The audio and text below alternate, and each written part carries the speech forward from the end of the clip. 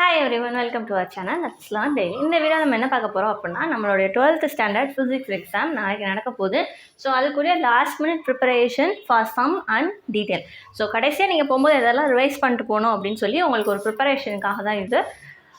First லெசனில் பார்த்தீங்கன்னா axial line and equatorial line, so அந்த detail. Next electric potential due to dipole. Next காஸ்லாவோட application, அந்த மூணுமே பார்த்துக்கோங்க.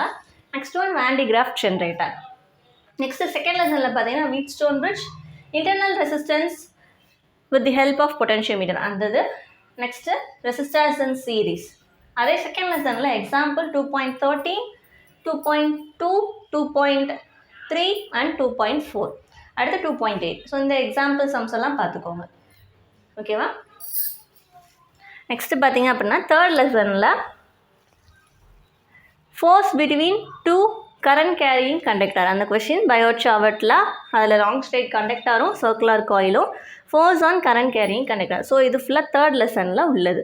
அந்த லெசனில் உள்ள எக்ஸாம்பிள் சம்ஸ் பார்த்தீங்கன்னா 3.5, 3.10 and third example sum. So இது எக்ஸசைஸ் சம். ஸோ இது ஃபுல்லாக பார்த்துக்கோங்க. நெக்ஸ்ட்டு ஃபோர்த் லெசனில் orientation of coil, transformer types, அதோட எனர்ஜி லாஸ், இண்டக்டன்ஸ், கெப்பாசிட்டன்ஸ் ரெண்டுமேவும். Next solenoid. நெக்ஸ்ட்டு அதில் உள்ள எக்ஸாம்பிள் சம்ஸ் பார்த்தீங்கன்னா 4.19 அண்ட் 23.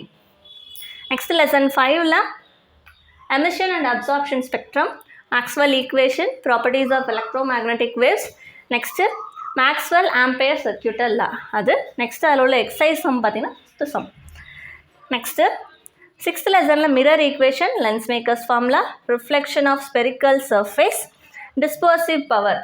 நெக்ஸ்ட் எக்ஸாம்பிள் சம் வந்து 6.5. ஸோ அந்த கொஸ்டின்லாம் ஃபஸ்ட்டு 6th லெசனுக்குரியது.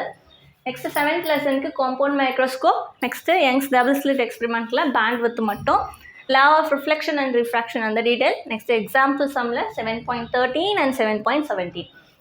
லெசன் 8ல் Einstein photo electric equation, electron microscope, photo emissive cell, law of photo electric effect. So இந்த questions எல்லாம் அதில் எக்ஸாம்பிள் சம்ஸ் பார்த்தீங்கன்னா 6th and 9th some 8th லெசனில், அதே இதில் எக்ஸசைஸில் ஃபர்ஸ்ட் செம்.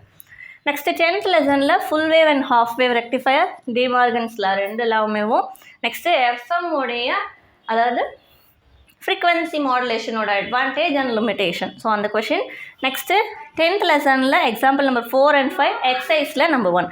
அதே இது 9th லெசனில் எக்ஸாம்பிள் நம்பர் 5, எக்ஸசைஸில் 6 and 8. ஸோ மறக்காமல் இந்த கொஷின் எல்லாத்தையுமே லாஸ்ட் டைம் கண்டிப்பாக பார்த்துக்கோங்க. உங்களுக்கு வந்து இது பார்த்தாலே போதுமானது தான். ஸோ இதை கவர் பண்ணிட்டீங்க அப்படின்னாலே கண்டிப்பாக உங்களால் நல்ல ஸ்கோர் எடுக்க முடியும். ஸோ லாஸ்ட் டைமில் எல்லா கொஷின்ஸையும் நம்மளால் அறக்க பறக்க பார்க்க முடியாது. மினிமம் இதை மட்டும்தான் திரும்ப ஒரு ரிவைஸ் பண்ணிட்டு போங்க. ஸோ இப்போ சொல்கிறது தான், சம்ம மனப்பாடம் பண்ணாதீங்க.